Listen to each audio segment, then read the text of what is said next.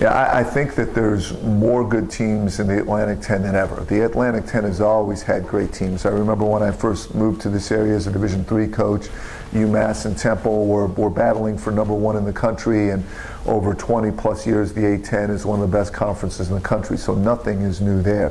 What I think is a little bit new is the sheer number of potential NCAA tournament teams. I think we'll rival any conference in the country in that area, and some very good teams are not going to finish as high as they want to. Not everyone can win, and it's really going to be a dogfight. It's going to be a great challenge for every program, for every coach.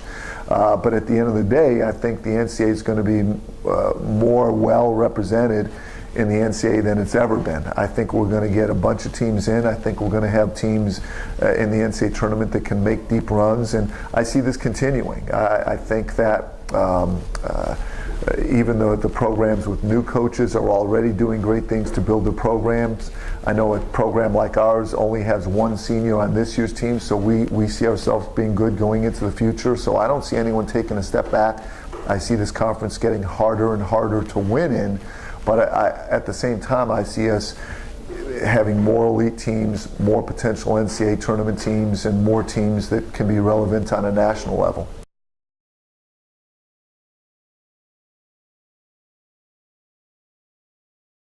I was excited about the conference tournament moving to the Barclays Center, but I'm far more excited even now having been here. It's just a spectacular place. It has an excitement about it. It has just a first-rate feel about everything in the building. And I think the players are going to love coming here as well as the fans. I think it's going to help the conference a lot. I think that it'll look great on television. I think there's a certain prestige with being in one of the best basketball facilities in the world. So I think there's nothing but positivity about it. Certainly being in New York City, which is one of the media capitals of the world, will certainly help with coverage for A10 basketball as well. Even for myself, who's been around different arenas, once you're here, you get a new sense of excitement. It really is a cut above over here. So I think the players are looking forward to it.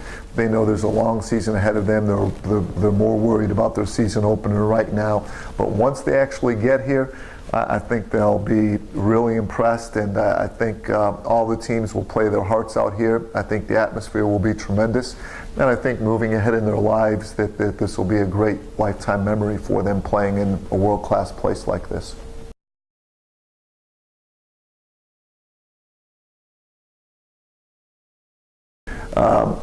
To have a good team, and of course to have a good conference, you need a lot of good teams, and that's all predicated on having good players. It's based on recruiting, and there's nothing more important in recruiting than television. Kids watch your team on TV, they become familiar with your team on TV, they become impressed with your team through television.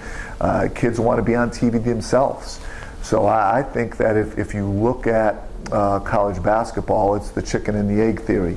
You know, are the best teams on TV a lot because they're the best teams, or did they become really good because of that tremendous exposure and kids knowing about the program and wanting to go there?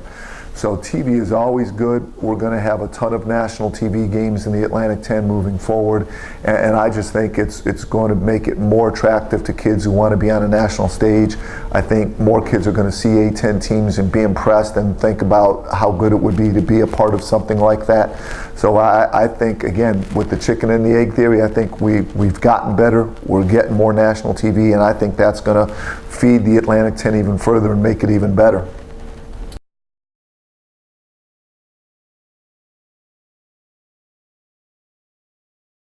Even the teams in our league that aren't fortunate enough to be at the top of the league are very strong. So everyone's tough. In Philadelphia, of course, we're always going to be partial towards the Big Five rivalries.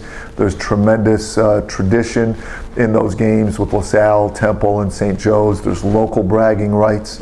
I think it affects recruiting. Most importantly, it's always been a great measuring stick for all of us. Whoever the best team in Philadelphia is, tends to be a top 25 team, an NCAA tournament team, and a team with tremendous postseason potential. So we really want to win those Philly games for many reasons, but it's a great measuring stick for us locally, and if we can measure up and at some point become the best team in Philadelphia at a given time, I think that bodes very well for what we could do on a national level and in terms of postseason. So those rivalries mean a lot to us.